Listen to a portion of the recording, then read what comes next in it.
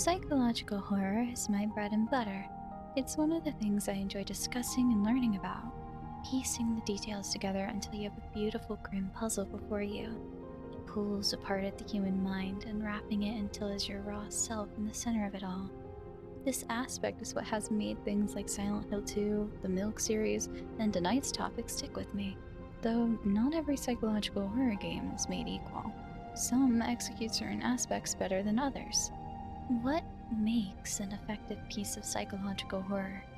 It would need to play upon psyche, instill a discomfort in the player, whether sadness, anger, and it would, of course, need to invoke fear.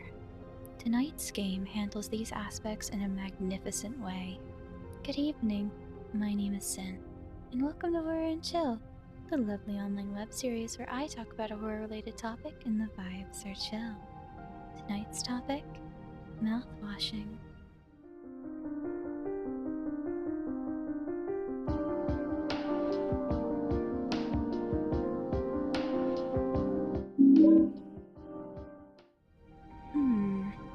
I usually do these videos with my cute little rabbit self, but I'm feeling a little out of place in this form.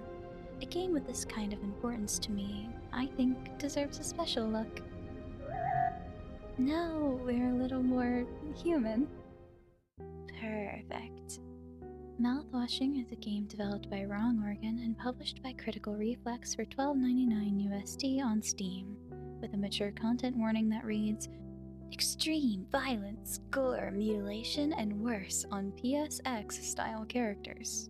So you know it's going to be interesting.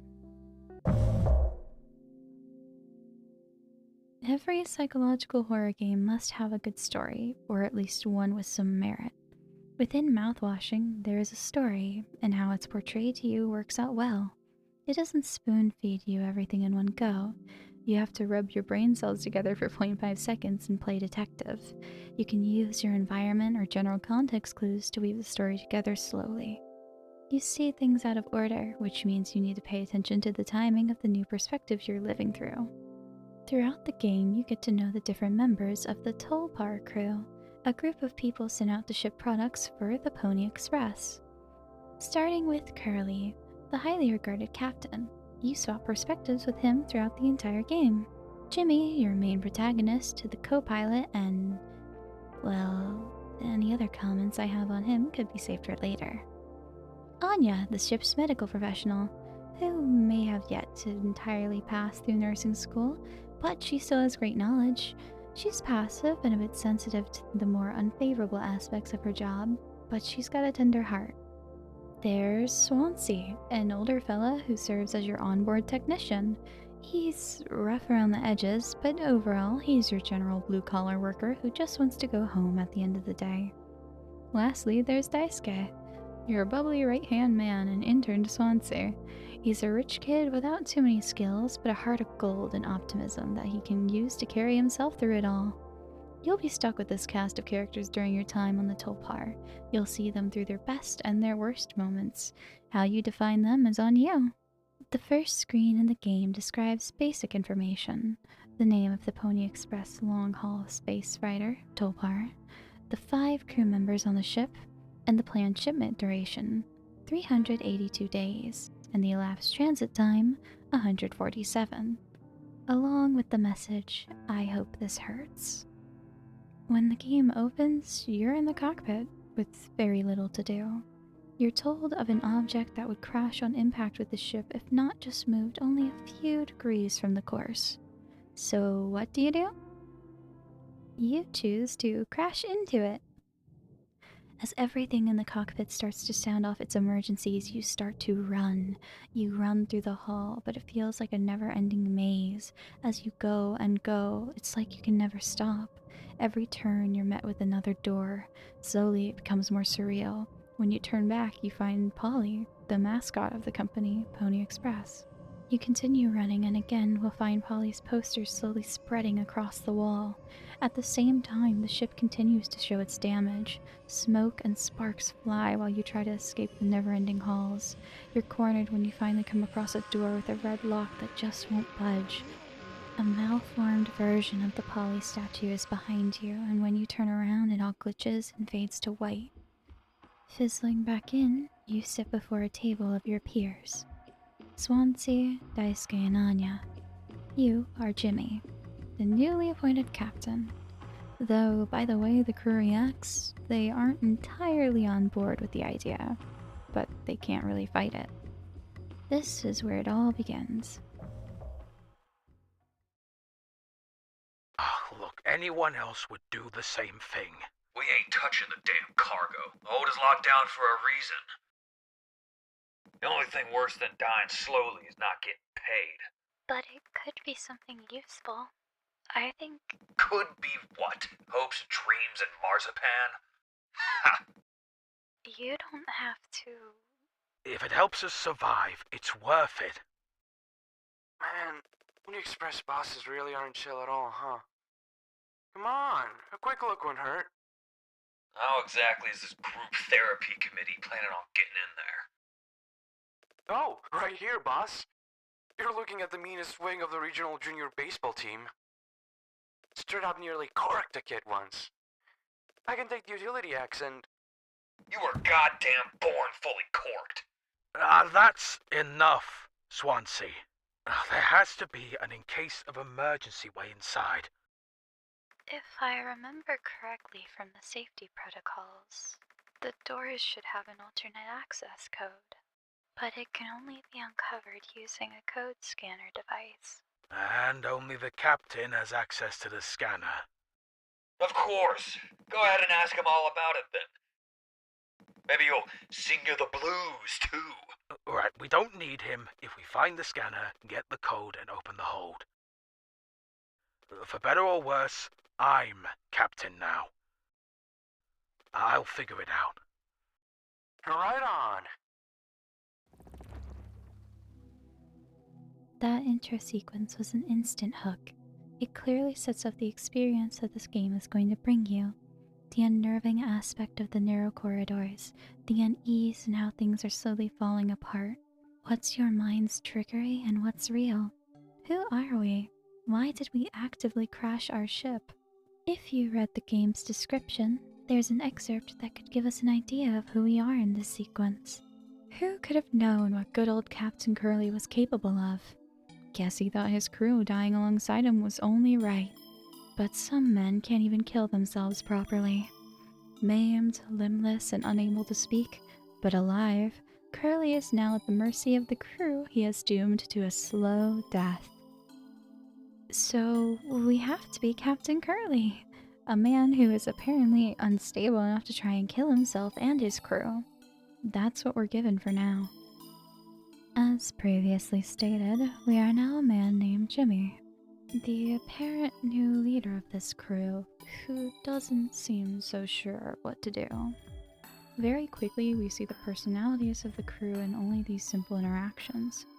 Anya is a timid and shy voice of reason, Swansea is your typical blue-collar hard worker, and Daisuke is Daisuke, optimistic, naive, and berated by Swansea to an extent. They decide to open the cargo hold, a choice that wasn't entirely pleasing to aid their survival. Being 2 months after the crash, they only have so much they can survive off of. Anya mentions that the only way in is with the code scanner, something only the captain is supposed to have. A small line I'd like to note is, for better or for worse, I'm captain now. I'll figure it out. Just keep that in the back of your head. Now, as your first task would typically be getting the code scanner, it's not what you do right away. Anya, the ship's nurse, gives you a slight briefing on the state of Curly, your previous captain. They've been feeding him painkillers because of the pain he's in. She's vaguely disturbed by the noises he makes. After all, this was once their captain, a friend to some. Now all he can do is watch. Jimmy's interaction with Anya is a little off-putting, but overall just a bit bitter. She expresses the notion that the code scanner may still be in the cockpit since no one went back in to check after they dragged Curly out. Anya mentions that Jimmy is so capable, but the slight praise goes unnoticed. When she was going to call Curly captain while asking for help in giving him his medicine, Jimmy cuts her off, stating that it's just Curly now. that people need to be worth their titles, right, Nurse Anya? This dismisses her and she resigns to do it, but Jimmy says he'll take care of it. Your first real task is giving Curly his painkillers, something Anya couldn't bear to hear. Now you get to have your first proper look upon Curly, someone you'll often see throughout the game. His body is covered with bandages to the best of Anya's ability, his flesh seemingly seared off despite the alleged running away at the start of the game. He has no feet, no hands, and stares at you with a tremor to his eye. If you walk around the room, you'll notice his eye does actually follow you. You have to open his mouth to give him pills, which did lead to me and a few friends opening and closing his mouth like a puppet. You actually get an achievement if you do it. Returning to the moment, we witness Jimmy force-feeding Curly, or we listen to it. Hold still, yeah? I don't like this any more than you do. You know what they say, pain is how we know we're still living. I can't bear to listen. Excuse me, sorry.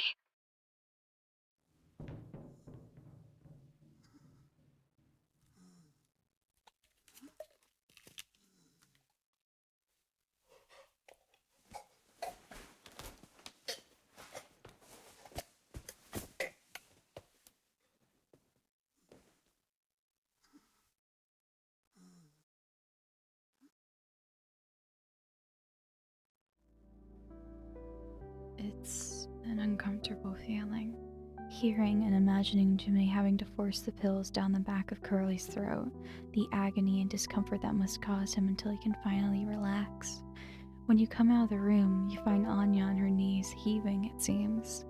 Jimmy starts to perhaps allude to not using the painkillers on Curly any further, but Anya just asks him, "Why do you think he did it?" Jimmy shrugs it off with a, "It doesn't matter." What answer could make her feel better? She confesses that she has to believe that their worst moments don't make them monsters. She has to, even in his case. Jimmy mentions that he tried to take them down with him, that the important thing was that they all agreed to keep him alive, for one reason or another. Now you can return to the proper task at hand, going back to the cockpit and getting the code scanner, an item that allows you to highlight the secret codes throughout the ship for things that require the captain's permission. When you get the code scanner and finally open the cargo hold, you look upon those rows upon rows of all-encompassing boxes and storage racks. The game glitches and you slowly shift to a memory in the past. You're Curly, sitting across from Anya in the medical bay, just having finished his psychological evaluation. She mentions he gave the same answers as last time. Already, the interactions Curly has with his crew and the way Jimmy speaks to them are entirely different. Are you listening? Yeah, damn. I'm so sorry. Couldn't sleep again. But I passed the psych eval? Well, you gave the same answers as last time. I do wish you'd open up a little more, Captain. These evaluations aren't just about you. As long as I'm fit to fly in your eyes, Anya. No, stop it. Guess that means I only have one more eval left to do. Jimmy? He acts as if I do these things for fun. Then I have to make a report with things like, I have found myself sexually excited at the sight of cartoon horses. Well, I could take it off your hands. Really? I've known him a long time. He won't try any bullshit with me. I suppose you are the captain. I am the captain. Thank you. What a relief. Oh, before I forget, Swansea asked me to give you this. Not sure what it means, but sounds like fun. Good luck, Captain. The last evaluation she has to do is Jimmy's, and she expresses a distaste for his behavior toward her in view of the evaluation. He takes it off her hands, and with relief, she ends up handing him a note from Swansea. His pen is written on top of Daisuke's scrawlings and doodles. A semi-silly and endearing moment of just two personalities, the old and stubborn and the jovial and young, clashing. One very neat thing I noticed while playing the game was that you can actively see the personality difference between Curly and Jimmy and how they view things. I know there is a situational difference, but your internal mindset or view of situations will always shine through even the grimmest of them. Curly is most definitely more optimistic, or at least more passive than Jimmy, who has a very negative or pessimistic view of things. Moving on from that, we end up having to go help Daisuke and Swansea. Daisuke had been trying to fix the vent, but it was unstable enough to trigger the emergency foam, a thick, popcorn-like substance meant to cover any holes in the ship in case of emergency. This introduces a lovely new item we'll be familiar with later in the game, the axe. Wow, so shiny! Look at it, swinging and stuff. So fancy. You also learn that there are cryopods on the ship, ones that can keep someone secure for about 20 years. This is just a neat touch to set us a bit in the future. You can also see the notes of Swansea teaching Daisuke the basics of taking care of the ship. And while he does seem to be taking notes, he has little doodles at the bottom of the page that would imply he doesn't retain it all completely. You find Jimmy in the doorway once you free Daisuke from the foam, to which you leave Swansea to have the axe in his possession. Returning your attention back to Jimmy, he laughs about the on-board entertainment, and also infers that Anya diagnosed Curly as being sane. To which Curly says, just off-center, but it's what keeps him on his toes, and you two resign to do the evaluation in the cockpit. Curly makes a joke about the cartoon horses, but Jimmy tells him to shut up and you go on your way. You enter this hallway sequence approaching the cockpit. At first, it's a lengthy hallway, but when the door repeats again, you can already tell where this is going. It loops on for a bit, and then you find yourself standing atop some stairs. As you stand there, you get the feeling that something awaits you at the bottom, something you don't want to see. Reaching the bottom, you find an empty chasm, darkness swallowing everything below you.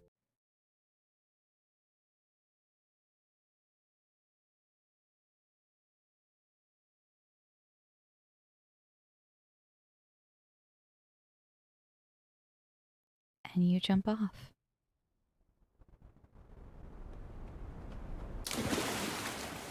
You land upon an ocean of thick red liquid.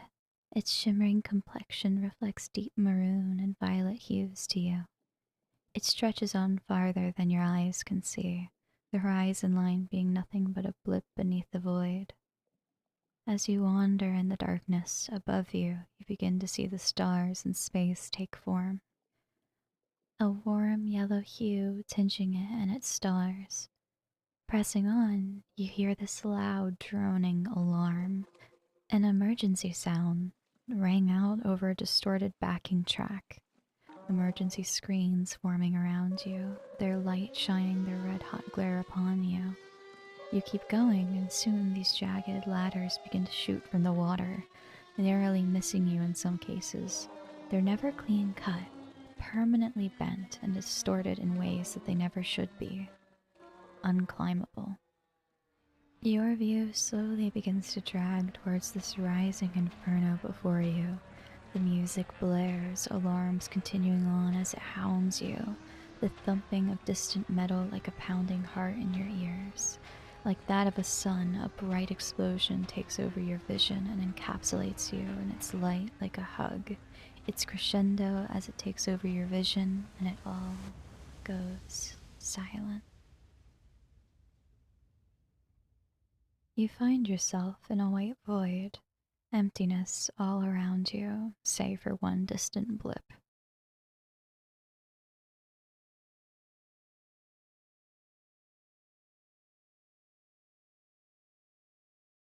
As you walk towards it, closer inspection reveals a door.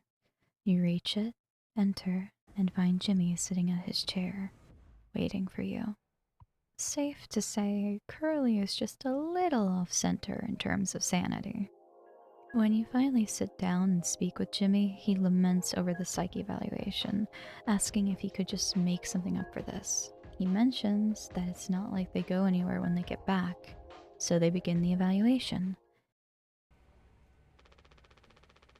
You can't just make something up for this. It's not like these evals ever go anywhere when we get back. We'll power through it. Have you been able to complete your mandated tasks as co-pilot efficiently and to your fullest capacity? Let's see. I'll just put good for that one. That's all of them. Done and done. How are things otherwise? Off the record. Oh, well, I like it. We're in control here. Didn't think you'd ever take to being a freighter pilot as well as you have. What with how you struggled back on Earth. Oh, sure. All I hear is how great of a leader you are. Honestly, it's kind of annoying. So, what is it? Hmm? How come it always seems like you're standing on the edge of a bridge with your feet in cement? Lately, I've just been thinking. Is this enough? Should I just stay here because I've been successful at it? A good long-haul freighter captain. And that's bad? That's what I'm saying. It's not. But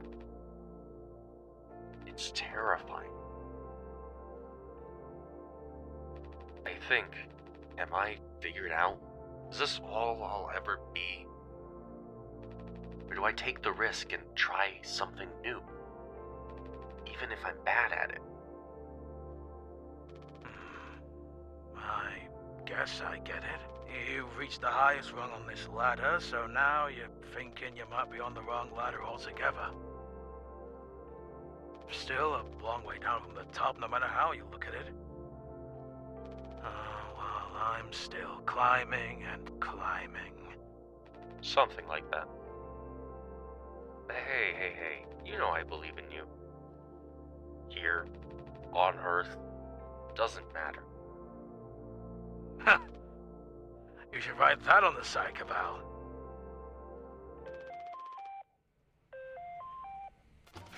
Oh no, the big guys themselves. Guess that's my cue. I'll see you later.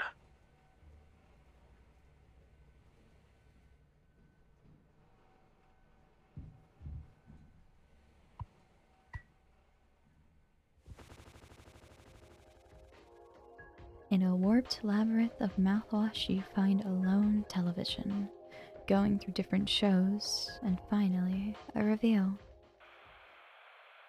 A business operating at a steady profit can give its workers security and employee benefits. Operating at a profit, a business can provide the employee with comfortable, colorful working conditions, high wages, and steady employment, first aid and health protection, accident and life insurance.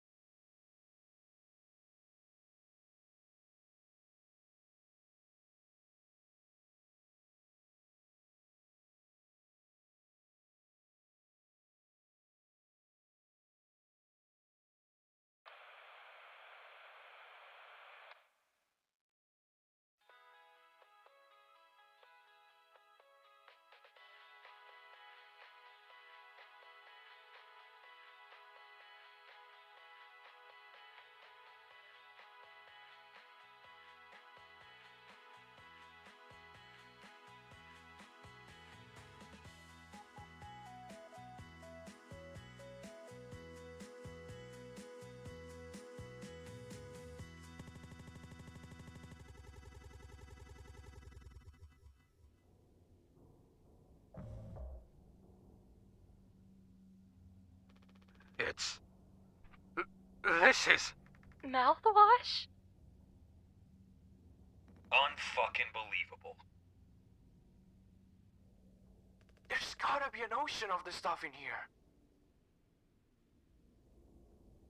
This room looks freaking endless. This is what they'd have 5 people hauling for over a year? All of this... for... mouthwash? The sugar content probably offsets any potential as a disinfectant. Disinfectant? What are you... Let me see that. 14% ethanol.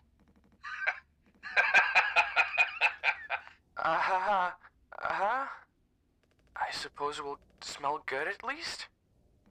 That's right, kiddo. You can bet your ass on that. What are you doing? Stop that! Woo-wee! Oh, shut up. I'm just an old codger taking care of his dental hygiene. Hear that?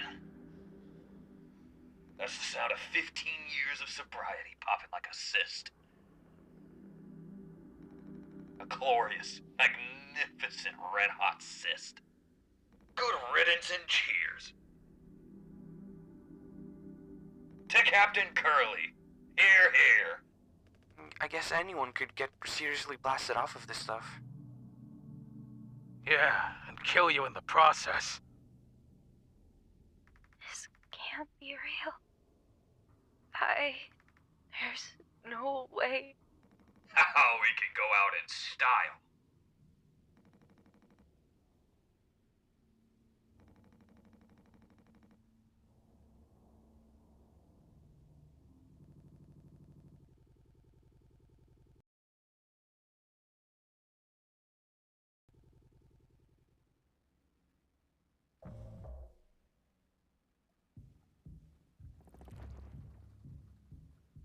What you see before you in the cargo hold is mountains upon mountains of just mouthwash.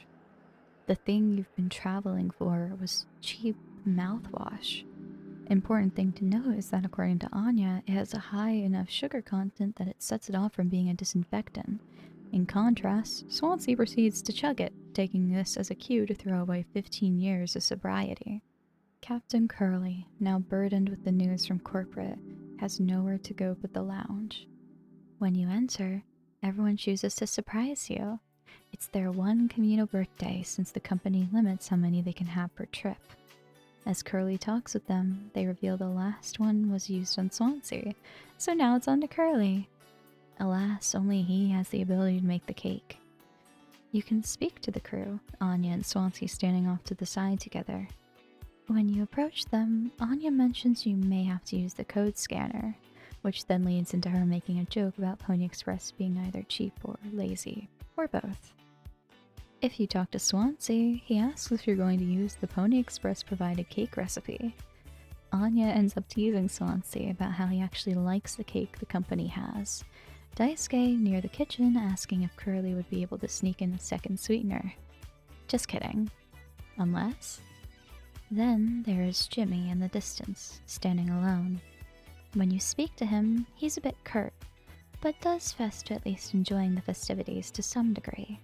When you're inspecting the area, Curly now has a new thing to say about certain objects. All of them sound hopeless and defeated. If you try to go elsewhere, it simply says, "I need to tell them." In this part, you have to use the little codes on this cute album in order to get your ingredients.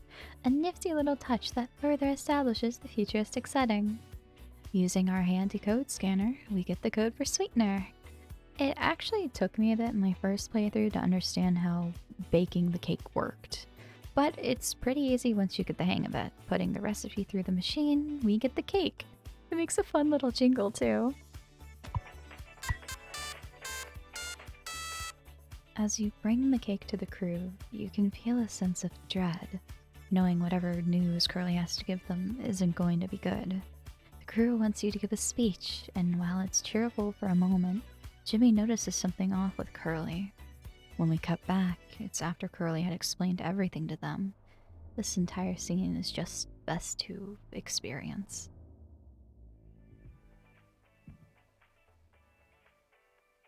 You gotta make a speech. I can't argue with that. Speech! Speech! Speech! Go on!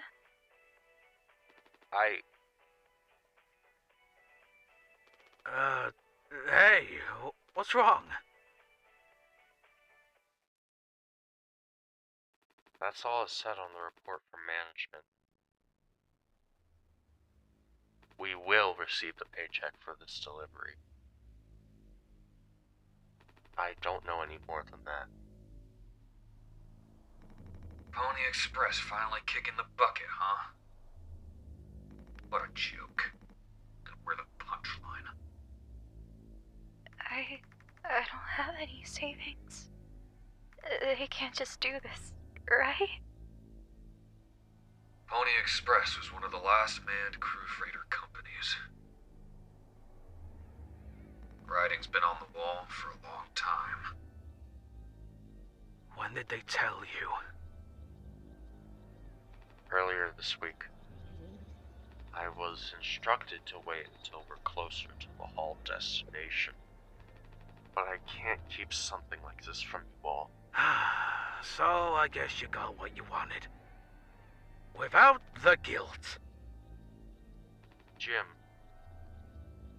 if I had known... Guess I can go back to my, how did you put it?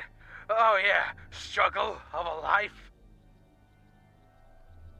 Anya never got into medical school because she's, well, let's be real. And how many employment years Swansea got left in him? Well, Daisuke will be fine. Mommy and Daddy have him covered, so there's that at least. Oh, but you, headed for bigger and better, right? I'm just working on my life being a place I don't have to fucking escape. That's what I was trying to tell you. Nothing more. We're the ones you're trying to escape! Leave the dirt behind, now that your boots are clean. That's not what I meant. It is what you meant. You just couldn't frame it to yourself in a way that kept you as the hero.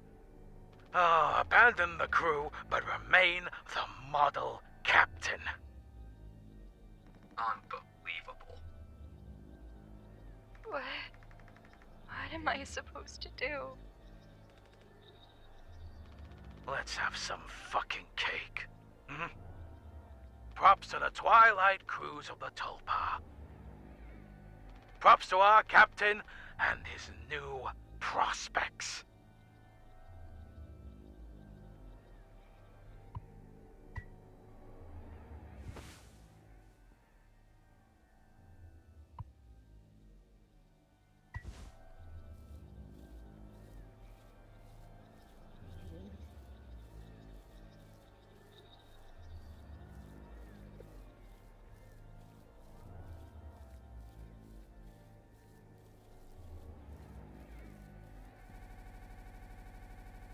It's tense, really. There are a lot of complex emotions going on here. You cut the cake and it fades you back to Jimmy. Things are starting to get a little more out of hand. Swansea's bed is surrounded by mouthwash bottles. The vending machines are seemingly hacked open. In the distance, you can hear Curly wailing in pain. And when you go there, he's shuffling and crying. You don't know if he's had his medicine yet, so you go off to find Anya. You wander the ship and eventually find her and Swansea down in the cockpit, leading to a scene that feels unnerving. The two standing in the place furthest from being able to be heard. What they may have been talking about is lost on us. As Anya wipes her tears, Swansea acts a bit more cagey towards us. We ask Anya if she's given Curly his meds. She mentions it must have slipped her mind and offers to go do it, but we cut her off. simply stating we'll do it, even after she says she's fine, really. If you stay to talk to them, Anya mulls whether or not they've even noticed we're missing at headquarters. It'd take a rescue ship so long to get there. Jimmy suggests that there could be another freighter they divert to save them, that it's not inconceivable, clearly struggling to have a sort of positive or optimistic outlook on the scenario. Anya resigns to this idea, though, simply saying, I suppose you're right.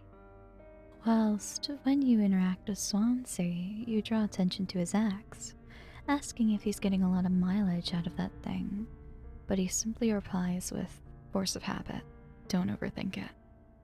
Leaving the two in the cockpit, you return to the medical bay, where Curly lies still sobbing. You take the painkillers and approach him. You have what's safe to say a heart-to-heart of sorts.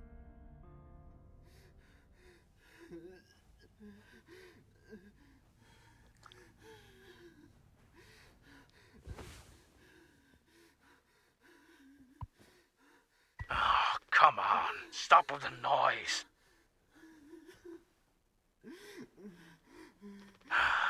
Damn it. I know what everyone is thinking. And the way they look at me. What could I even say? And then, what would she do? Oh, damn it. Here we are now. Me in the driver's seat. Thanks for that. Open up. I hope these make you feel fucking better.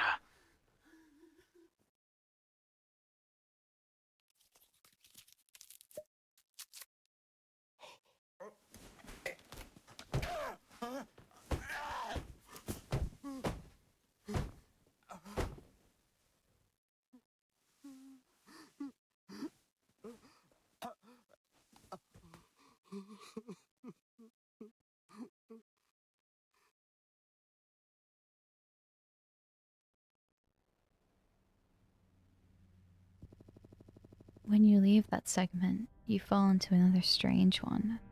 Curly is sitting at the table and the room is destroyed around you, screen blaring a bright red emergency but shattered from some sort of impact. The mounds of piles of bottles of mouthwash are strewn about. When you speak to Curly, it's a solemn moment, talking about the qualms of eating some shitty cake with his friend. It feels like reliving a conversation they could have had before. How he's fantasized about building a life he didn't want to run away from. What that would look like for him. But for now, he'd settle for eating shitty cake with his friend. You reach the cockpit through overly stuffed walls, bottles of mouthwash filling up the ship's internals like a blocked heart. Entering the disheveled cockpit, you retrieve the axe from Curly's seat.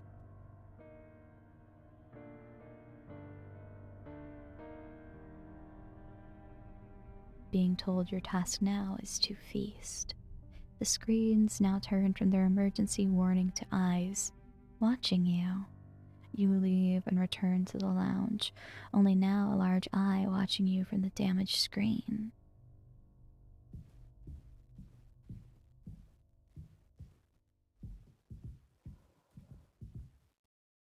Curly laying upon the table.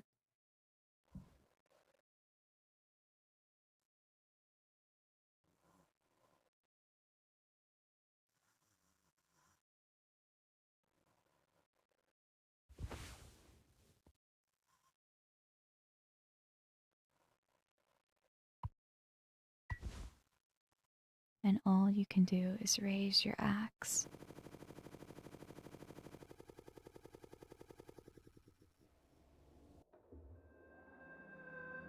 When you leave the cargo hold, you find Daisuke on the floor, a bottle of mouthwash in hand.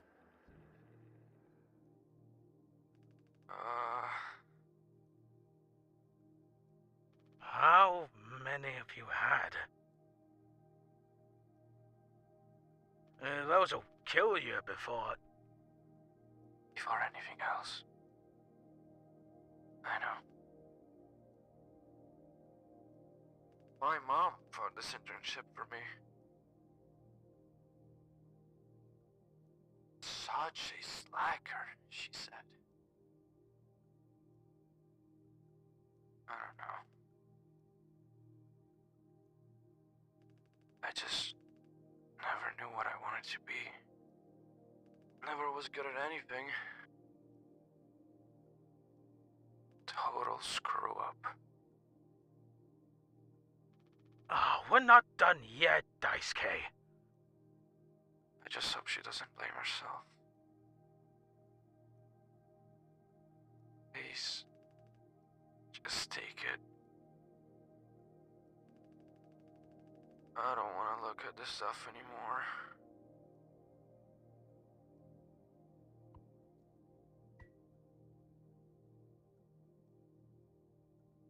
I want to be alone. If that's okay. Sorry. Going up to the lounge, you find Anya and Swansea. Swansea's simply busting a move, if I do say so myself, and Anya pondering over a bottle of mouthwash in her hand. Your interaction starts with you startling her, but after a moment, she confirms she was thinking about drinking it. Anya. Ah! Oh, you startled me. Sorry. No worries. You, thinking about drinking that too? Honestly, yeah. It'd probably just make me feel sick. Wouldn't fix anything. As much as I'd like it to. Oh, right, Hey, I was thinking, did you know that not all of the medicine aboard was in my office? We store some in a storage locker in the hallway. Why haven't you brought this up earlier? It was foamed up. I didn't think it was possible to reach it.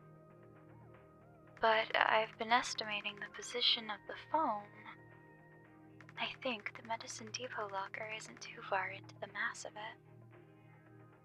So we could try to break it down.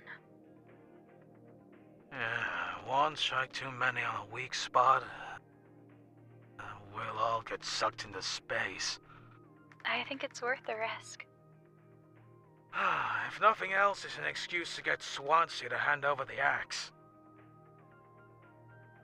It's a disheartening scene, seeing the nurse of all of them considering drinking the substance that clearly hasn't been faring the crew well so far. The specific shot we get, peering at her from the counter with the mouthwash bottle label right in front of us, it feels very well coordinated.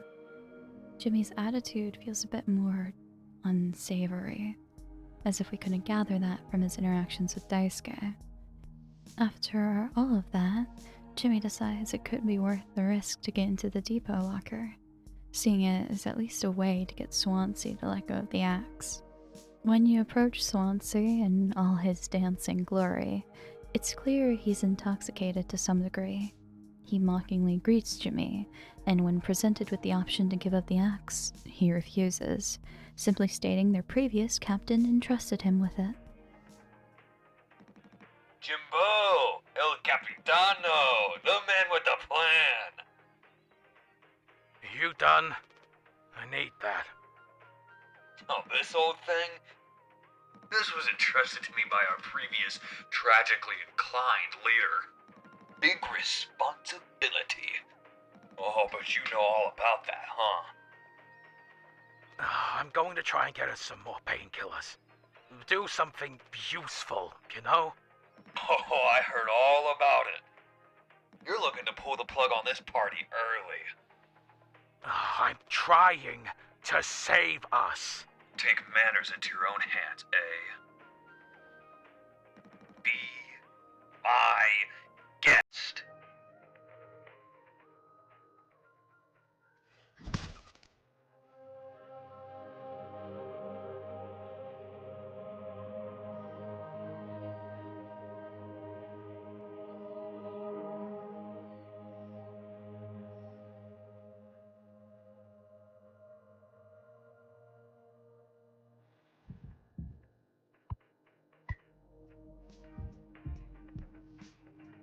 Swansea telling him to be his guest, taking the axe and smashing it into the sunshine of the screen, it truly caught my attention.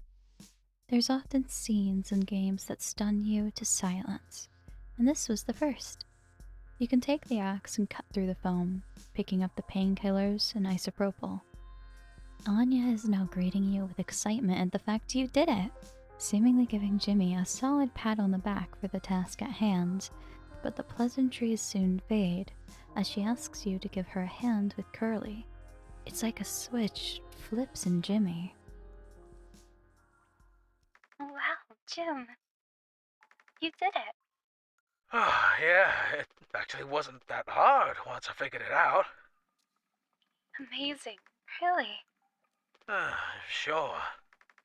I hate to ask you again, but could you give Curly his painkillers? It still just makes me so nauseous. You're not serious. Look, I've entertained your sentimentality up until now. But I'm trying to actually fix things, Anya. I'm getting us through this. Oh, it's fine. The code scanner. Then figure out the door code. Get the axe. Chop up the foam, but not too much. And best of all, give Curly his fucking medicine. But I'm bearing it. I have to. Because the captain has to take fucking responsibility on this goddamn ship! I'm sorry. I didn't mean to. Just go make sure Daisuke doesn't choke on his own vomit. No, I can. I'll take care of it, Anya. I always do.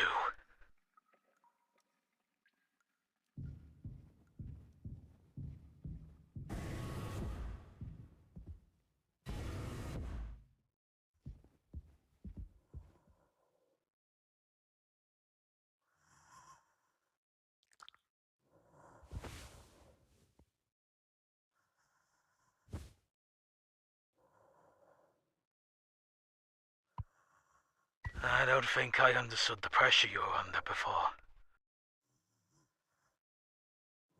Fuck.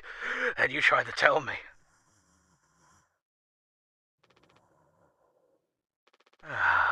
Worst moments don't make us monsters, huh? You were a good captain, Curly. And you'll be one again. I'll get us both through this.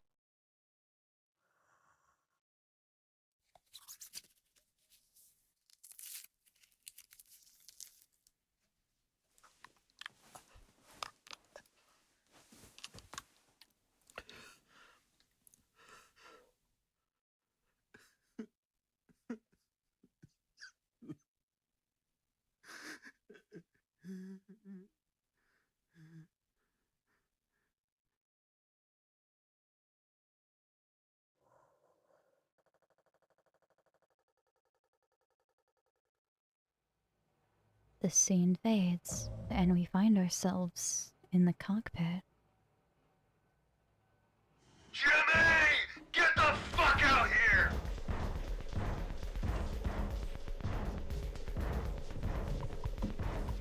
You can't hide!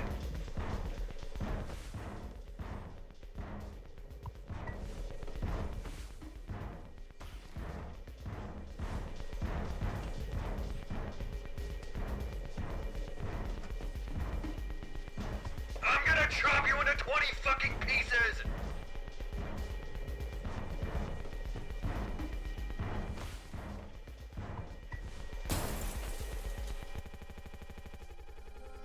That was a lot that happened really fast, so let's break it down a little. Locking the door behind us, Swansea howling on the other side about how he's going to chop us into little pieces.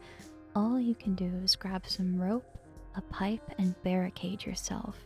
Checking your inventory, you just see a bright mass with the words, "My hands won't stop shaking." While you collect things throughout the segment, Swansea threatens you from the other side. The axe finally smashes through the window, and we can see Swansea reaching his hand over to unlock the door. Just when you believe you've hit the peak of it all, you fade into a gentle blue calmness. 2 days before the crash, Anya sitting beside you. This is one of the most serene scenes in the entire game.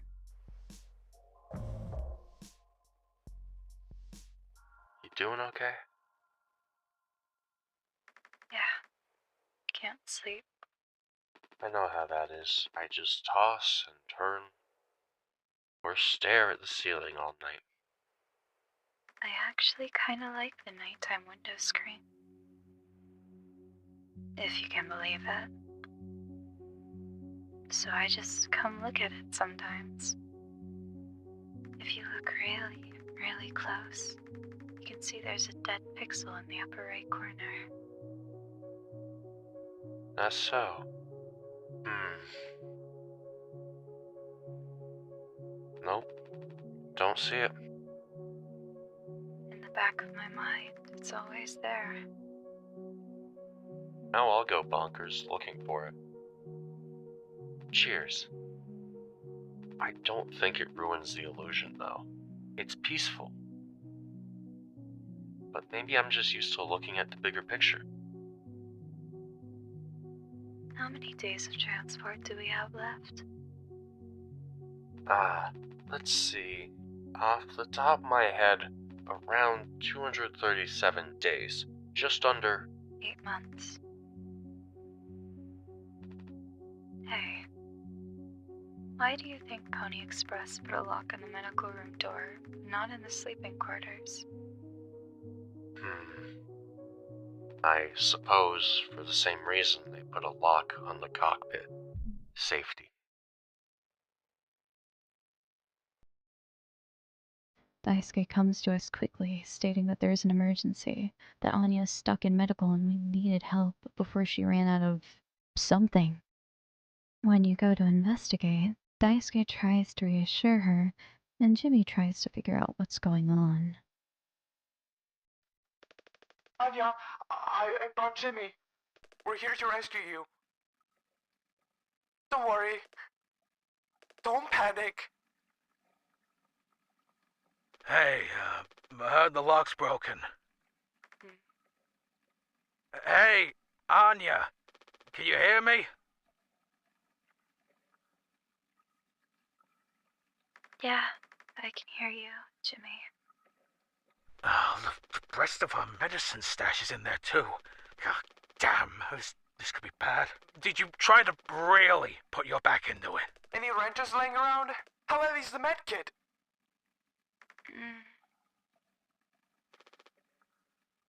Anya, is the door stuck? No. Huh? What do you mean? Oh, look, we're all stressed, but you can't go breaking down over every little hardship. Open the damn door! You were right. You were right all along. I should have done this from the beginning. I always believed that our worst moments didn't define us, didn't make us beyond repair. You think I wanted this either? Make no mistake, this isn't my worst moment. Far from it. It's the best decision I'll ever make. Open the door! I'll take care of it. Anya? What does that mean? Wait, Curly's still in there with her, right? Yeah. You don't think... Daisuke, you and Swansea know the internals of this ship better than anyone. There's absolutely no other way into medical. Well... Swansea said it was strictly off limits. Like, super mega not allowed above all else. The utility room. That busted vent in there loops into medical. But I mean, technically a person could fit totally through it. If that's the only way in, we'll make it work. You listening, Anya? Fine. Come on, Daisuke. You go down to Swansea and he is looking, oh, rough. Speaking to him only results in him telling you it's off limits. He's clearly intoxicated, at least to some degree. Or maybe so sick from primarily drinking mouthwash that it's messing with how he acts and functions. He calls the crew God's hand-picked favorites, and names the planet they crashed on Wake Rock. Jimmy decides to just leave Swansea there, and as the scene ends, we fade into a much more unpleasant one. It's such a well-written but tense moment. Daisuke writhing in agony, covered in blood and cuts on Swansea's bed. Jimmy seems to be panicking in a bit of a deranged way, saying he can fix this. Swansea comments on why he keeps saying that, and Daisuke moans out an apology in all his pain. When confronted with them having disinfectant from the extra medical stash, Jimmy remains stoic for a moment, and only murmurs about a cocktail. Swansea curses at us, and now our task was to find any kind of disinfectant. You can rummage around the ship, but entering medical you see nothing. It's as if your mind refuses to see or process whatever happened to Curly. Anya is nowhere to be found. Inspecting the vent, at least he made it to the other side.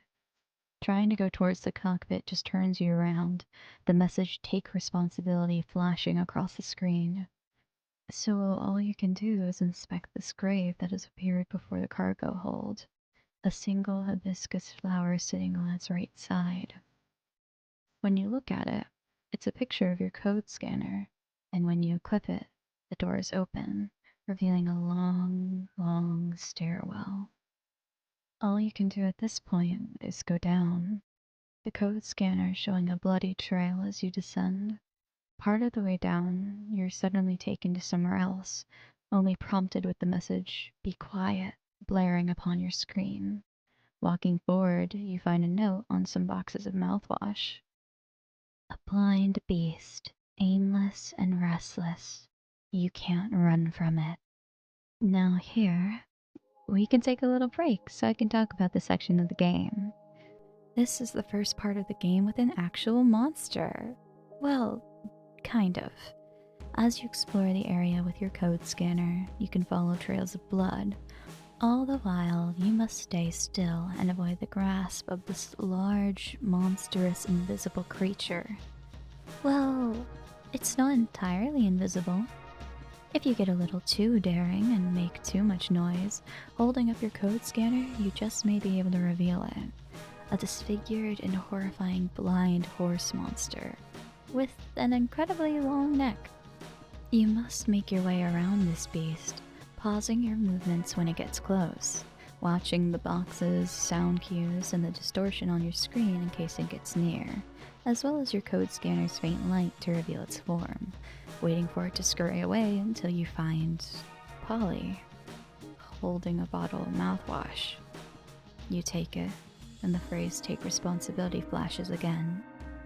Daisuke lays before us, and all we can do is use the only masquerade of disinfectant we have.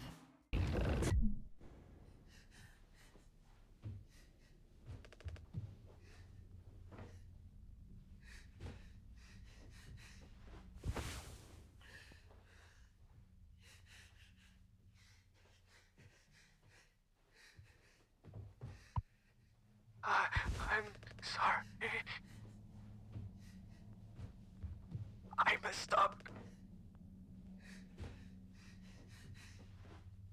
No, don't try to talk.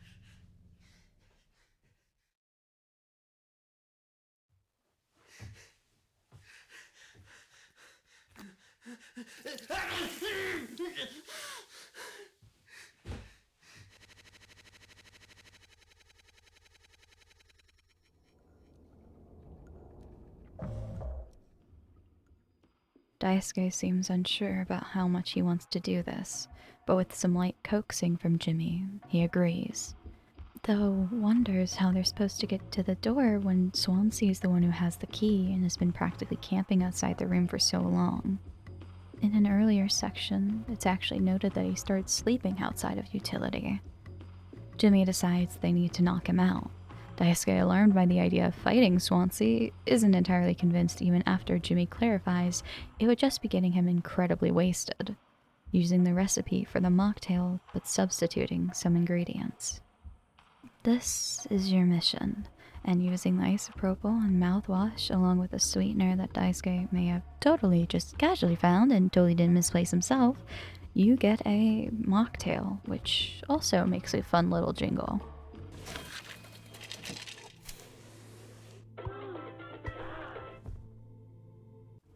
Returning to Swansea, he asks if you've been teaching his intern, mentioning he tries to teach based on years of experience. Jimmy lets it slide, offering the mocktail, simply putting it as, if this is how we need to work together, then so be it. Daisuke mentions that they freestyled the recipe, to which Swansea assessed that he could tell. After all, Daisuke is no mixologist, nor a mechanic. He then goes on a tirade about why Daisuke was even there. Who thought putting the kid with a bunch of sad sack adults is a good idea?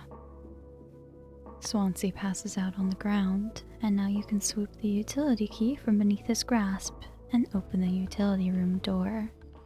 Captain, you sure about this? Maybe we could talk with Swansea when he's cleared up a bit later. He's just really into workplace safety and stuff sometimes, you know? Which is like totally cool and stuff, I think. He taught me. It's time to be brave, Daisuke. Curly and Anya are counting on us.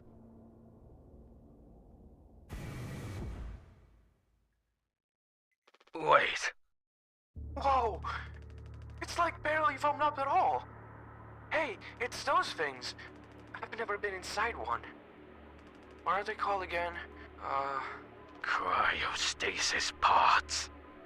Oh yeah, these things are totally far out. Totally sci-fi. Oh, it looks like this one still works. How long can these things even keep you frozen? 20 fucking years. I can't believe Swansea managed to clear all the foam from here. He didn't. What? Think about it. Swansea never let you work with him on breaking the utility room foam wall, right? No. It needed to be handled delicately. He said I have way too much athletic strength in my arms. I would just torn right through the foam. I was like, damn, makes total sense. Bummer. So I've been in charge of the kitchen instead. He said it's next level critical to keep stock and organized every day. Had me double, triple, quadruple check everything, like, all the time. Right, of course. And he never told you that he got in here? No, but look at how busy he must have been. Oh, there was never any foam in here. And Swansea has known the whole damn time, taking a load off before the sun finally sets on this party, huh? That boozed up bastard has been biding his time until he could save himself. Would getting in the pod really mean you'd get rescued? 20 more years of a chance to get found. I'd take those odds over our current situation. Not like this, though. Not by lying through my teeth while waiting for everyone else to die. No, man. That just can't be right. I'm sure there's a reason. We'll ask him about it when he wakes up. We'll deal with him after. Right now, we have a job to finish. And the vent looks like it's still in one piece. Wow, check out those sparks. I had to imagine how gnarly it looks on the inside. It could be somewhat collapsed in places. You could make it through. We have to try it. Swansea said it's not safe. I know he forgot to tell us about the pod, but he knows, like, everything about this kind of stuff.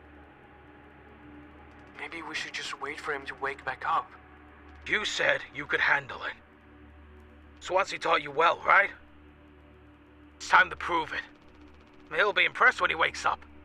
Proud. He'll understand why we had to do this. Then he can explain himself. You think so? Daisuke, everyone's counting on you. Captain's orders. Yeah, I got this. Okay, here we go.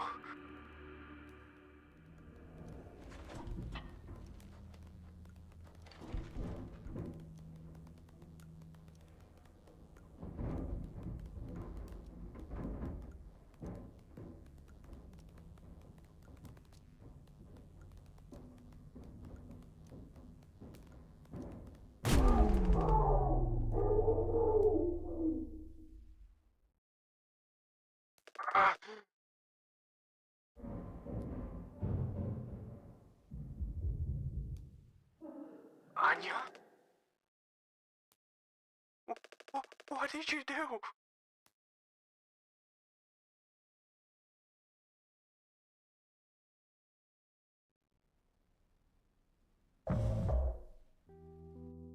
One day before the crash, you walk around the medical bay for only a moment, and now you are tasked with a new objective. Find the gun. You start looking around the medical room. If you inspect the vent, Curly says it makes no sense for her to have hidden it there. You explore the ship. Looking around, you find Anya kneeling down in the cockpit beside Curly's chair. Heaving with her hand over her stomach, the soft green glow of the cockpit screens on her back as you speak with her. For fuck's sake. Where is it? Us being let go isn't a reason to hurt yourself. Anya, as our nurse, you never got psych evals. I should have thought of that. You could have come to me if you were feeling stressed. What would you have done? Anything. Anything. You, the crew, are all my responsibility. I told you so over and over, yeah? I'm not going to hurt myself. You know the gun is in a safety case I can't open. But I hid the case itself. Tell me where it is. None of this has to be on the performance log. We'll figure it out together. I'm pregnant. You're what? Who would you... Captain. I told you. Listen to me. We can fix this. I've known him for a long time. I'll talk to him. I know you'd never give me the gun to protect myself. So the least I can do is make sure he never gets it either.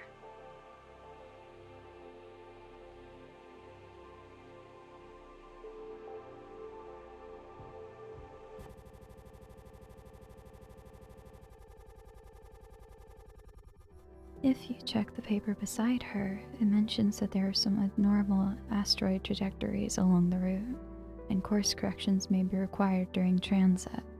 The music here is tender. It feels almost consoling. When you turn to leave the cockpit, you're brought back to your current state. 6 hours before judgment. No, the bleeding won't stop. Just try this ace-to-go, Daisuke. I need a second to think. We can fix this. We can fix this. Hey, kid. You hear me? Huh? Daisuke?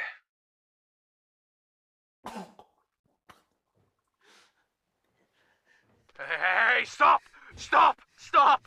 No, don't move. It's alright, Daisuke. Calm down. This line of work could have never become like miserable old Swansea. What a tragedy. Decades of hauling ass for pulling the express. Big mighty bruiser with all his shiny tools. This is where it got me. Good life, huh? I thought you were dumber than a can of paint. Always just chewing my ear off about nothing. Useless ray of goddamn sunshine.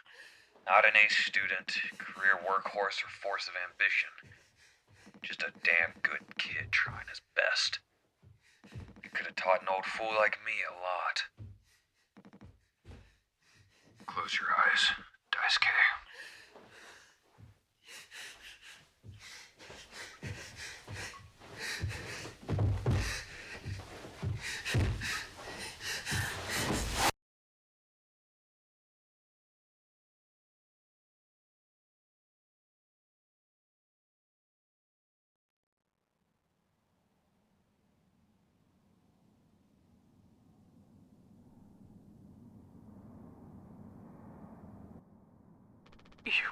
You monster. I could have fixed him, Swansea. I have to do everything myself. Why can't any of you just give me some time to fucking think? How do you still not understand? It's over. End of the fucking line. You won't suffer one more second because of your delusions. Unbelievable. Stop pretending. I know all about your plan, Swansea. I went to utility. I saw what you've been hiding down there. Sneaking around with that axe. Telling Anya who knows what. And now this? You're making sure you're the only one who gets inside that cryopod. I sure did talk to Anya. But it was her telling me all sorts of things instead, wasn't it? Shouldn't a captain go down with this ship? Not that it matters anymore. I ain't got no place to be. I got everything I could ever want right here on this ship. Go ahead and get in that pod. If you ever get found, you can tell them whatever fucking story you like. You've earned it. Now our objective? Get the gun. You enter the medical room and find out what happened to Anya and Curly. Curly lays there, still very much alive, watching you from his cot, while Anya, she lays dead, overdosed from the painkillers, blood spewing from her nose and lips covering her chest, her eyes now glazed over, unfocused, sitting right beside Curly. Underneath Curly's cot, a secret compartment seems to have popped out, a case sitting within it. Inspecting it further, there's a 3-letter code, and if you explored the game at all up to this point, there's only one area with a 3-digit code and a place for a case to hang. The cockpit. You scroll the code's letters until they click and open the case. Now you complete your objective and get the gun.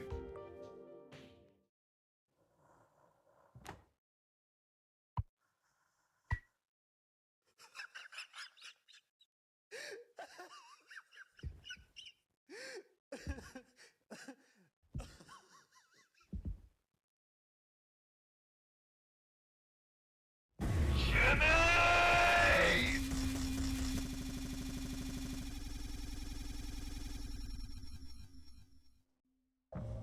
0 days before the crash.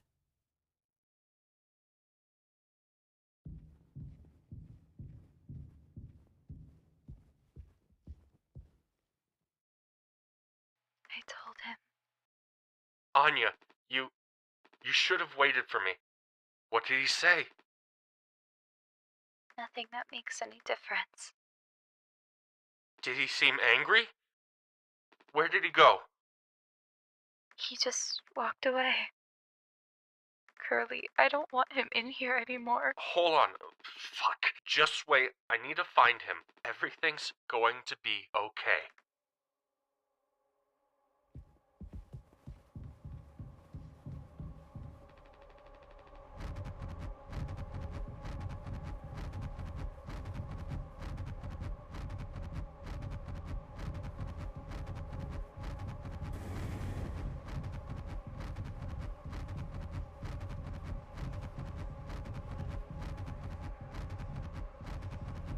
Jim, I can fix this. What do you think will happen when we get back? We can figure all of this out. You and me. All I ever hear is how great of a leader you are. God, it's so annoying. But now?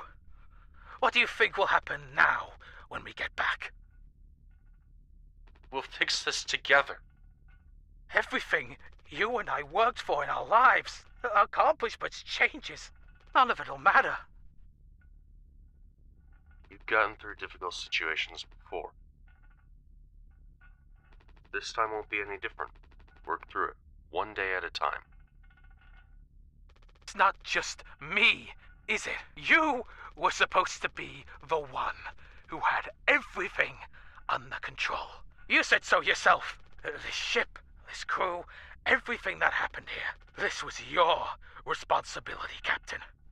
That is what you'll be hearing for the rest of your life. Or this can all be remembered as a tragedy. Despite what must have been the best efforts of its acclaimed captain, the Tulpar crew was never found. No one survived to tell the tale. are standing at the top, feet in cement. I get it now, right? Right.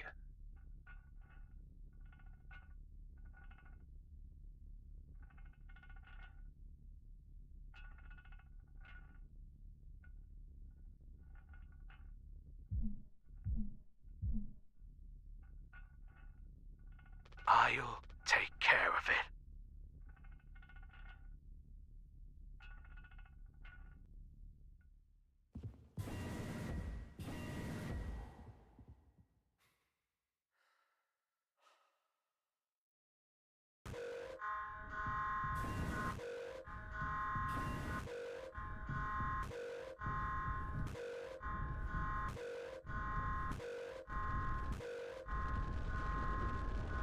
Jim, tell me you didn't. I should've. I didn't. What the fuck did you do?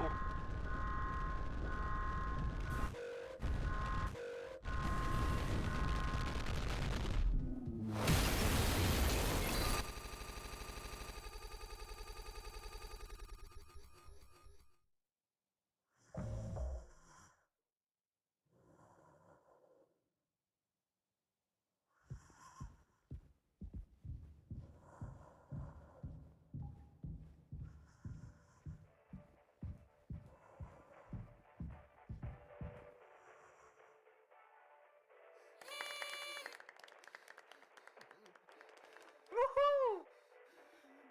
Happy birthday, Captain! This rocks! Here, here. To Captain Jimbo.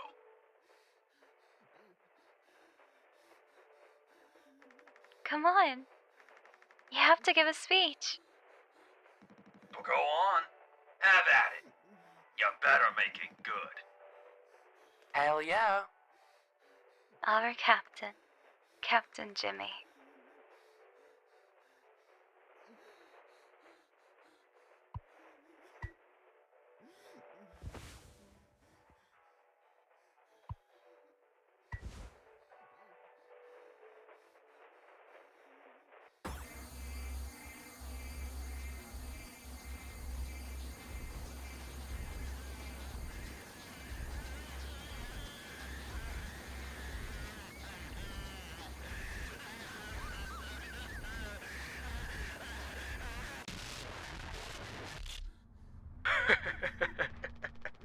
A lot of people struggle to put food on their plates.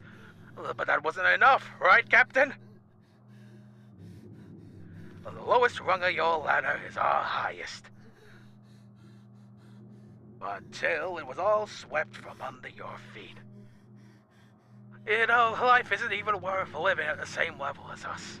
But I forgive you. All of us do. I won't give up on you, even like this. I believe in you. We're going to make it through this. Sometimes we thrive, travel the endless reaches of space. But other times, we just have to accept days like this. You taught me that, Curly. Let's eat. Let's survive.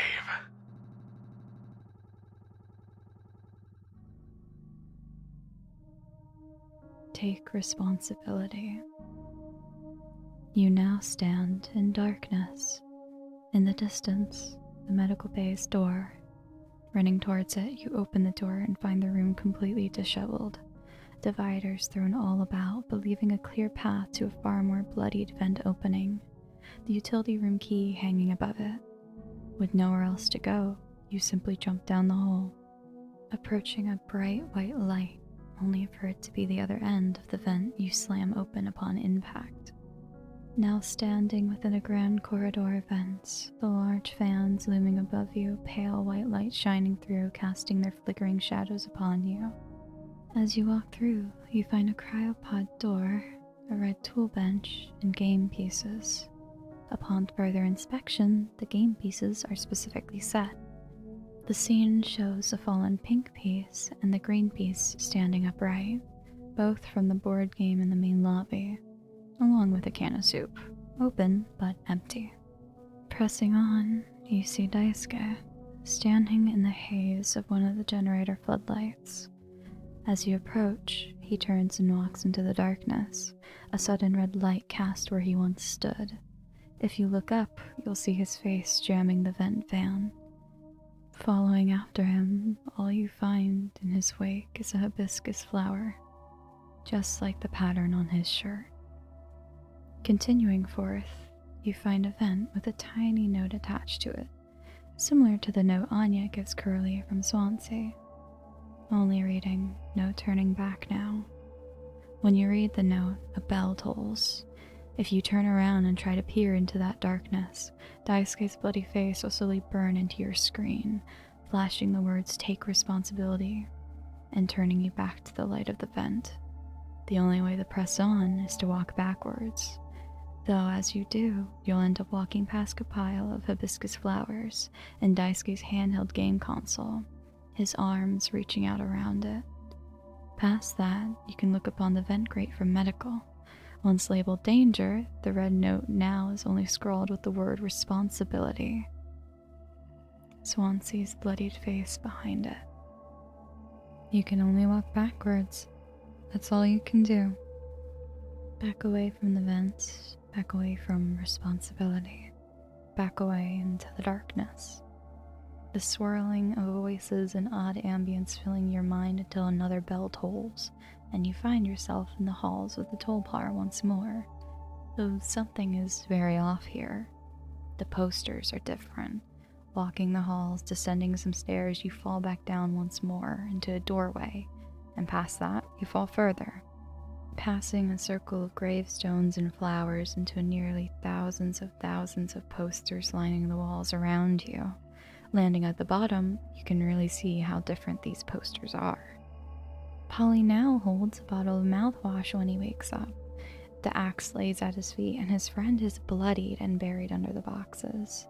Opening the door underneath you, you land in a twisted version of the medical room, axes lining the wall, all pointing towards the vent, which falls open upon your approach. With nowhere else to go, you have no choice but to enter. It's dark, narrow, the walls' jagged, sharp edges piercing out at you. No human could comfortably nor safely enter it. You crawl slowly through, emergency foam, wires, and broken down pieces all around you. Only the light of distant vent openings as your guide, until you find a red hue coating an entrance. Exploring the niche little duck, you find another one of Daisuke's hibiscus flowers. As you crawl to leave, an axe is thrown and lands at the vent wall in front of you. But coming from the other side, you haven't gone. You must press on. As you crawl, the vent ends and you fall on the ground. Now, before you are two things: Swansea bound to a chair and the gun. If you walk around the space, you'll notice something absolutely chilling. You're in the utility room, and every cryostasis pod is filled with Daisuke's corpse. When you approach Swansea, you say nothing to him, only take the gun and shoot. It clicks for a second, and then bang.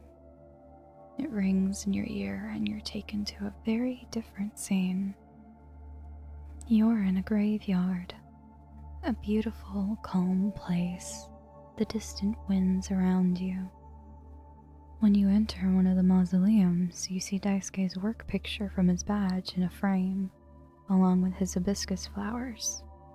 The sound of running comes from behind you, or maybe it's around. You can't tell too well as it continues. You whirl around, gun in hand, and all you can do is look for the source of the sound. Swansea, running through the narrow lanes of the graveyard, coming at you with the axe raised. If you get hit, all you get is the message, kills 99%. So, you shoot him. Your first shot will cause this distortion to happen. You can hear Swansea yell, but when the tinnitus clears, you can hear the wails of a baby in the distance. All you have to do is land your shot 3 times to pass. The bell tolls, and it fades to just you and Swansea. I have something to say. So shut the fuck up and listen.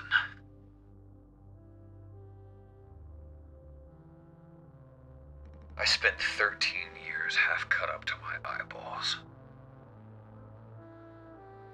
Drunk, to put it mildly. Suddenly, I saw it. A street light shining in my face. 500 gigawatts of the power of God. A vision of my bloated body found in some ditch. Scared me straight. So I got a collar shirt mortgage and a credit card. All the things that make a good man. I hoped I could raise my children to be better than their old man. I wanted to believe I was never one setback away from my worst self. The truth is, discipline, drive, routine, endless fucking desperation to get shit done. A loving wife, great kids, sobriety. I'm telling you. Accomplishments I'd been chasing all my life. Never felt as good as I expected when I crossed the finish line. So now that we're here at the end, taking inventory. Those nights spinning out of my head, sinking into the sofa. Broken glass in my palms, bleeding dry, the funniest thing ever. Old dogs laughing and snarling on a waterbed floor, mocking the moon for daring to show its face. All nausea and wreckage and vomit and ugly cruelty. The only problem in the world, an empty bottle. Those were the best days of my life. Yeah. Those were the best days of my life. I got nothing to hide. Ready to face the music. I can see myself for what I am. But you, cowardly, selfish motherfucker, and you can't even see it. I should have been able to protect the kid. If I could have done one thing right, I wish it had been to give him one small chance off of this goddamned rock. Swansea, I'm going to fix everything. We're going to make it. Fuck you.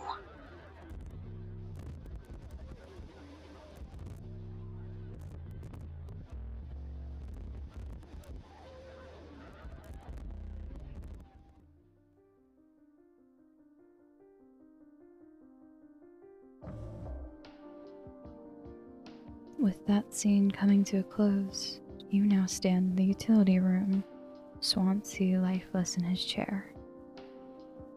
Leaving the scene, you run through the never-ending halls. At one point, gnarled pipes hold the bloody mattress Curly has been laying on. When you turn the corner, you see Curly's face, watching you from beneath the grate. You can't escape his eye. As you go, the hall becomes a loop and his eyes take over its walls, all watching you, studying you as you frantically keep looping over and over. You go and go until the eyes cover the walls and you find yourself in a fleshy hall. You ascend up, the faint sound of breathing all around you. When you exit, you turn to see Curly's head, mouth ajar and his eye completely gone, hollow breaths leaving the unnatural cave you just left. Going down the faint path ahead, you find Curly, sitting upright, valves impaled through his body like a pincushion, pipes leading to behind him, multiple computer monitors seemingly hooked up to him, strange displays of spacey surroundings with thin red links between them all. He just watches you, unable to do a thing. The television sitting in front of you plays a cartoon, talking of a party. When it gets to the cake, it stops. Your cursor is now within the screen, and you can click on the cake. The option, Take Curly's Leg, appears before you, the bold command to feast dawning itself upon the screen, while playing an old film seemingly revolving around children needing to eat their food. The only thing you can do is turn back to Curly. You open his mouth and open your inventory. You force him to eat his own leg, watching it upon the screens as it travels through his system, yet he can't consume it because the screens aren't all connected. So he vomits it up and you have to do it again. Only this time, you have to link the screen through the valves around his body. He hisses and whines in pain as you do so, unable to fight you, to stop you. All you can do is turn around, the screen only saying "help me" before turning to the sight of Jimmy, in a grand, space-like world. The only way to help is to move forward, and so you do, eventually reaching a blazing Curly.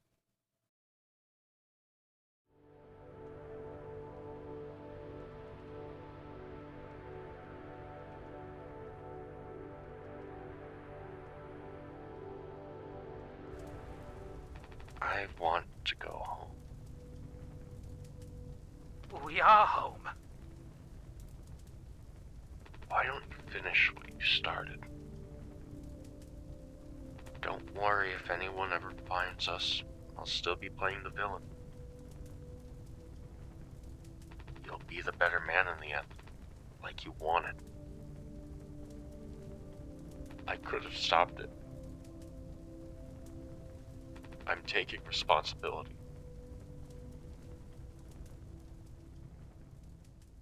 No! We can both be heroes.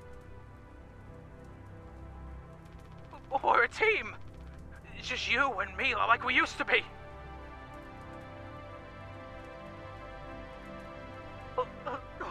What happened was an accident. We were all trapped. I made a mistake, alright? I'm sorry! I'm so fucking sorry, Curly!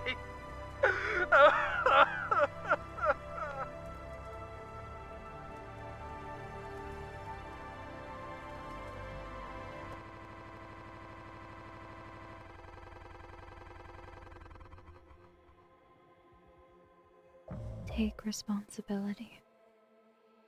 You're back in the vents. Red, fleshy membranes and vines lacing over them, leading you to this large, malformed thing. Near it, a small device on a table, a monitor and a scope. When you inspect the mass with this thing, you're essentially performing an ultrasound. When you hear the sound like a dog barking or a painful thumping, you find a baby pony inside the mass. The creature starts to coo and whine like a baby. If you inspect it, you can see the form of a baby within the maw of the beast. Before it fades into the darkness, alarms begin to blare, the scanner fading from your hands as you back away. It's so loud, roaring, pounding, everything going to shit. The wall thing's mouth begins to gape, the screaming growing louder, yet so distorted, and then a pause. Out bursts a large centipede-like monster wailing like a newborn baby. You are brought into a maze of vents.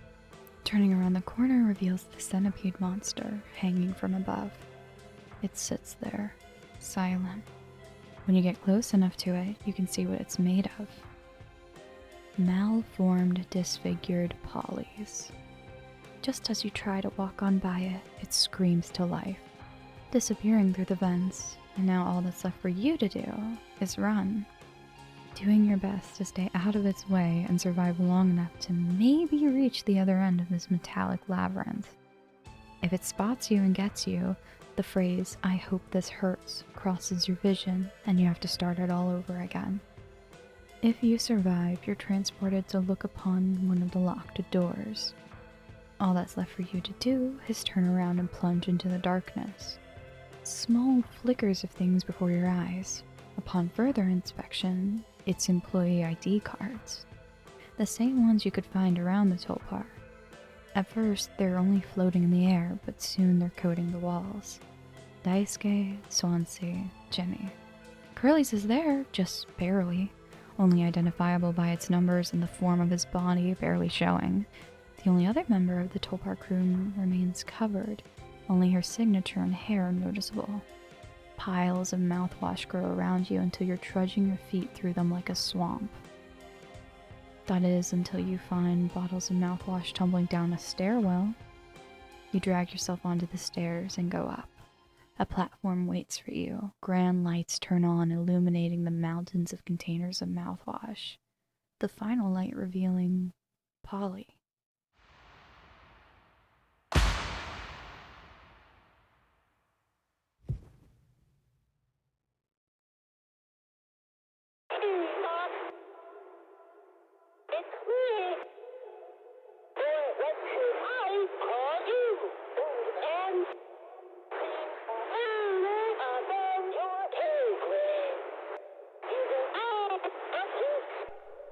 Pony Express is dead. And so are you. I know what you think of this predicament of yours. Poor you. It's misunderstood. Polly says. Shut up. Curly tried his best. I did too, but he's the better man. I see that now. We could both still make it. I'll take care of him. I'm taking responsibility. Curly, Captain, I'm so sorry. You really mean that, Tom? Yes. Yes. I do. I fucked up. But I could still make this right. Our worst moments don't make us. If all of that is true, why are you still so concerned with me?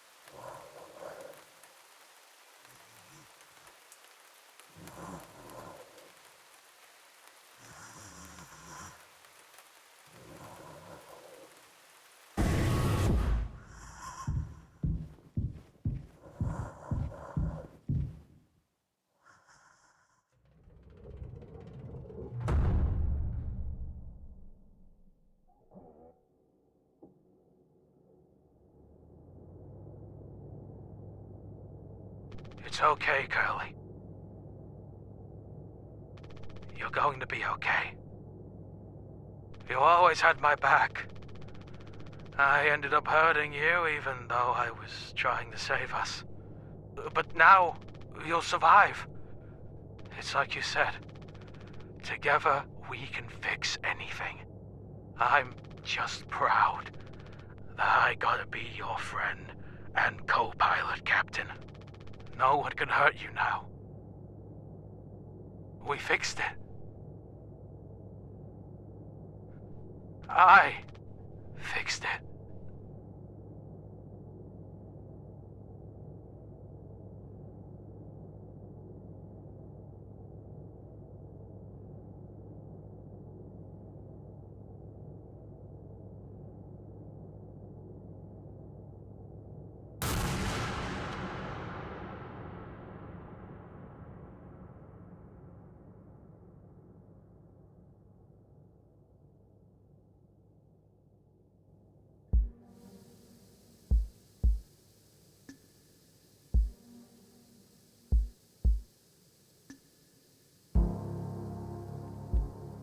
Your pod begins to freeze you over, and you're left to watch the credits roll.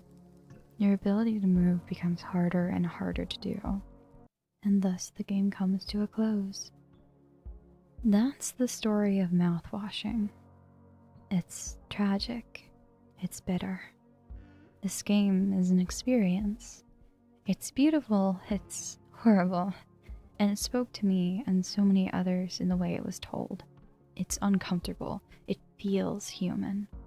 There's just so much that came into telling this story, so much love and effort that went into this game. It absolutely deserves to be spoken about. And that's what I'm here to do. I'll be breaking down the aspects of the gameplay of Mouthwashing is charming but simple. It takes on that early PlayStation aesthetic with the limited controls and pairs it with elements of point and click.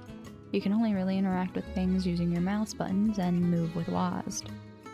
Your mechanics are typically very limited, only really shining in certain segments like that of the stopping and going during the Tarot Gargo Bizarro sequence.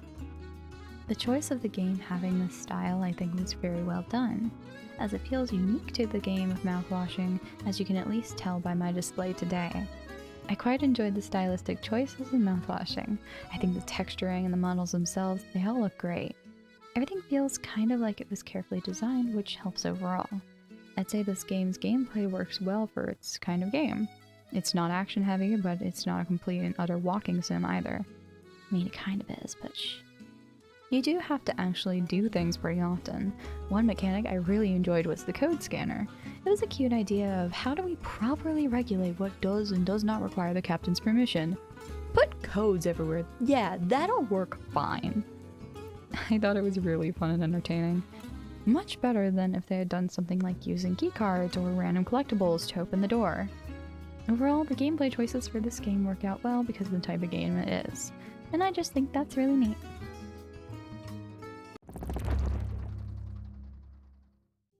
On to something that I think really ties it all together.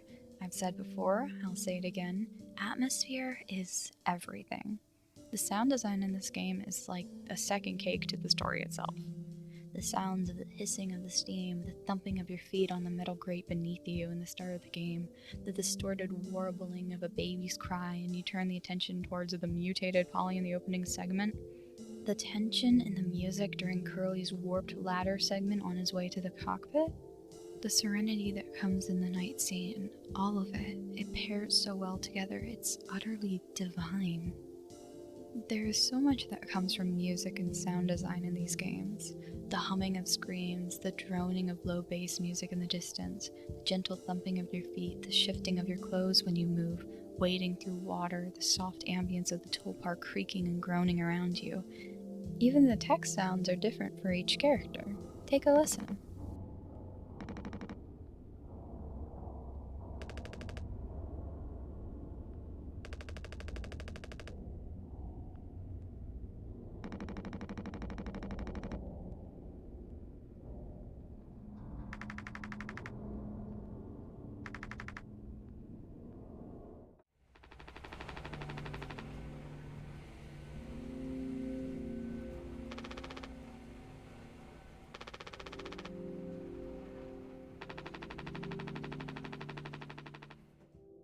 Swansea's is deeper, Anya's is lighter and more pointed, Daisuke's feels more fun and upbeat, Jimmy's is neutral sounding. It's a tiny detail they could have made them all the same, but they didn't, and it brings me such joy. Hell, literally take the scenes with Jimmy and Curly, force feeding him the pills. You can hear the struggle and change, and it's uncomfortable, unnerving. All you want to do is cringe and shift backwards away from it. It's even worse once you hear Jimmy getting more brutish with his pill feeding in a later segment.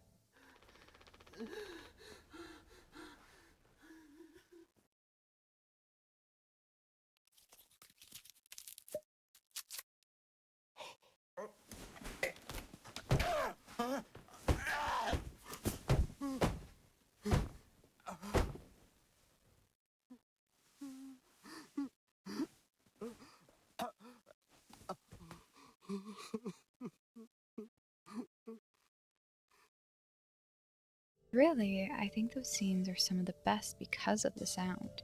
They remove the visuals and leave it up to your imagination as to what that sounds like, what Jimmy's fingers scraping on the roof of Curly's mouth must feel like, forcing his character who can't speak, can't run away, can't fight back, hearing his labored breathing as he continues to struggle after the altercation.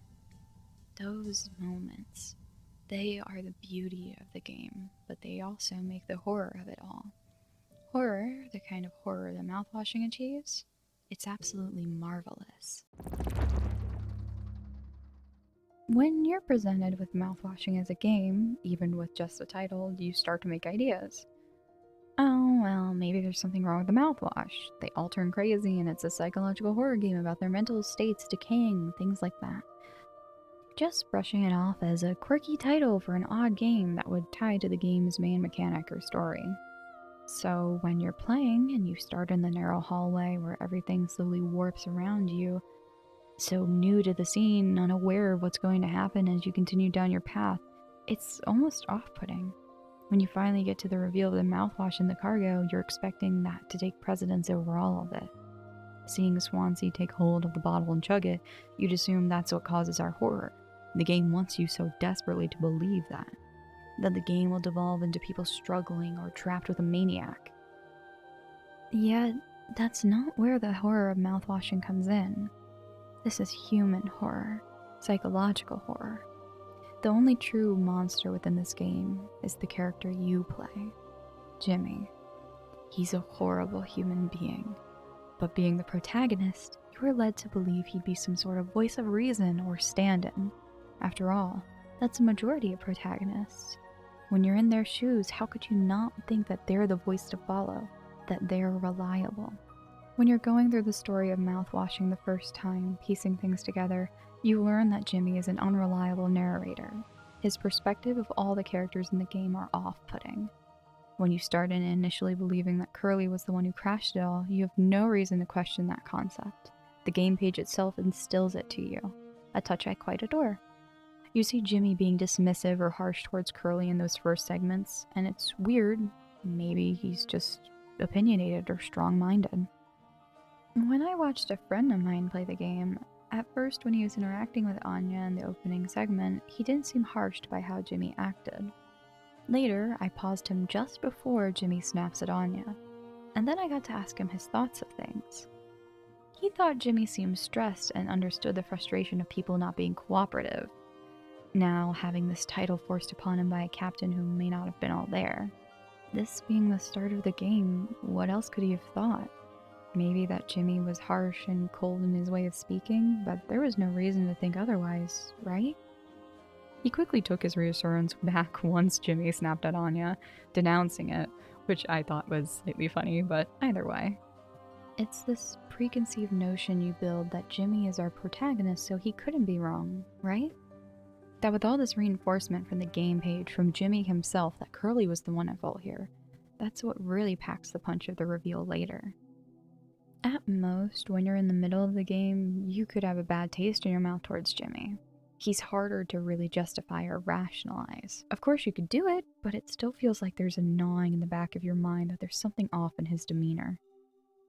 When that reveal happens, when you can finally understand it all, it's like a punch to the gut.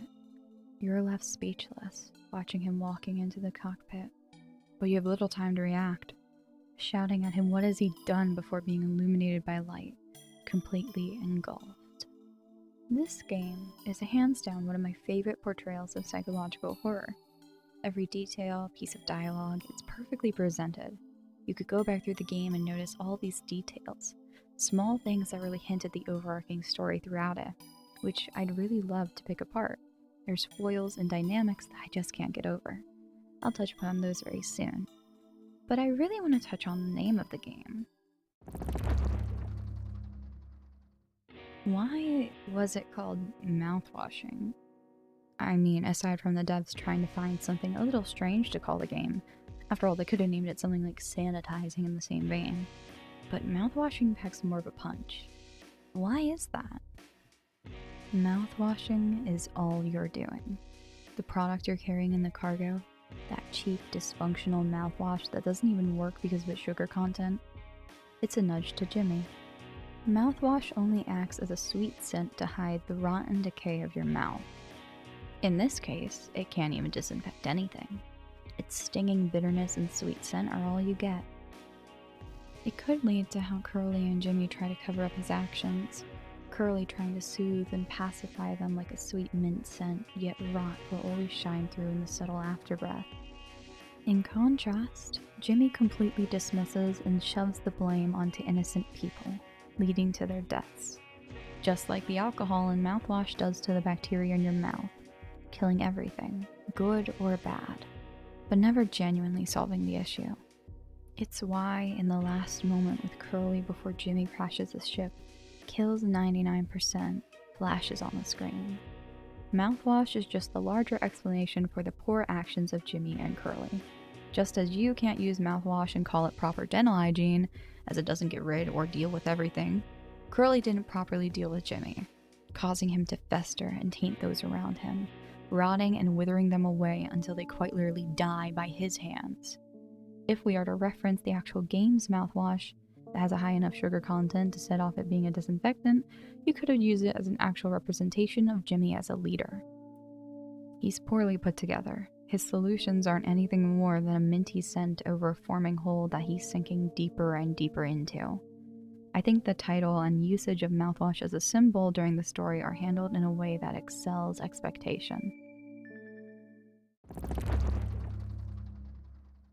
To me, this game is the perfect representation of a love letter to psychological horror. It's grim, it's sad, uncomfortable, and it's scary. It preys on human fears. The fear of being trapped with an abuser and being incapable to do anything about it. The details and the writing of the story, the atmosphere, the set design and direction, all of it feels so meticulously thought out and planned. I'm sure there are parts that were mere coincidence and other parts that were meant to click. It was so sharp to me. Its story, while bittersweet, absolutely ensnared me the first time I played it. I believe I've now played it twice and seen 3 of my friends play it all the way through. 5 times all around. And every single time, I see something new. I notice a little detail, a dialogue here, foreshadowing there. It's all so beautiful to me. Maybe it's being an artist. Maybe it's being a consumer of these works so often. I just adore this game. The characters are investing and three-dimensional with their own worries and personalities. The world feels lived in, and whilst taking some artistic liberties, it still feels believable. The only time I remembered I was playing a game was during the polycargo hallucination segment. Anya, of course, is a character I find myself relating to a lot. She's someone with depths and personal mannerisms in how she's written that I personally heavily relate to. The way the game handles her is done in a way that I find to be very tasteful. I find her to be one of the best depictions of Fawn in terms of dealing with an abuser. I was actually decently unsettled and spooked during my playthrough of Mouthwashing. I do have a habit of staring at things with admiration though, so I tended to overlook it to simply marvel at the fact it got those reactions from me.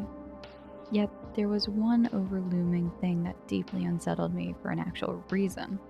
And it was a personal reason, note that. Daisuke is another character I really enjoyed. His overly optimistic perspective comes from a place of naivety, and I think a lot of people can relate to that, or they wish they still had it to some degree. Optimism is best done when it comes from the perspective of things are bad, but we've been through worse and we'll get through this.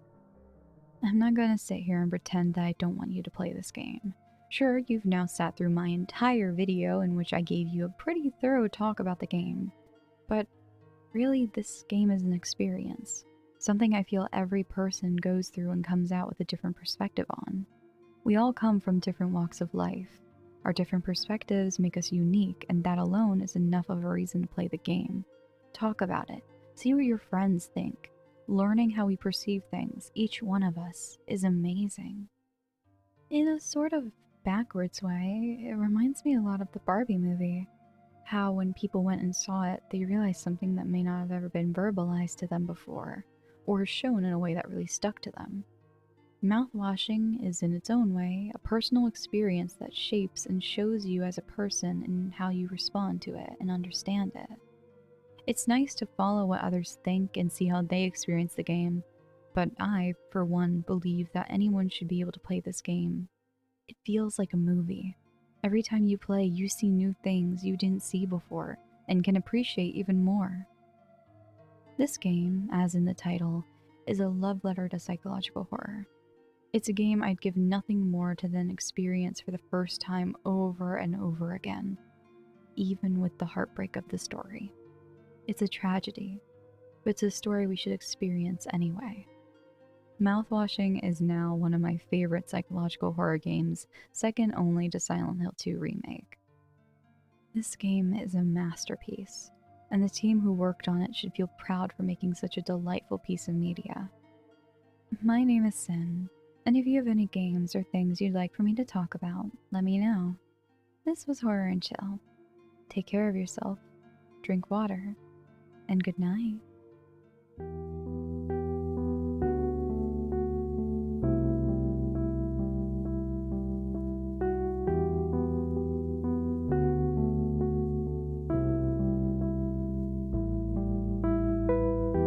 Starting with Curly, the highly regarded, the unnerving aspect of the narrow corridors, fuck. That intro sequence was an instant hook. It clearly sets up the experience. Fuck. Why can't I speak? That intro experience. Fuck me. God damn it. The apparent new leader of this crew, who doesn't seem so sure of what to do. Oh, wow. I'm so good at English. It's so fun. Jimmy's interaction with Anya is a little off-putting, but overall just a bit bitter. She expresses the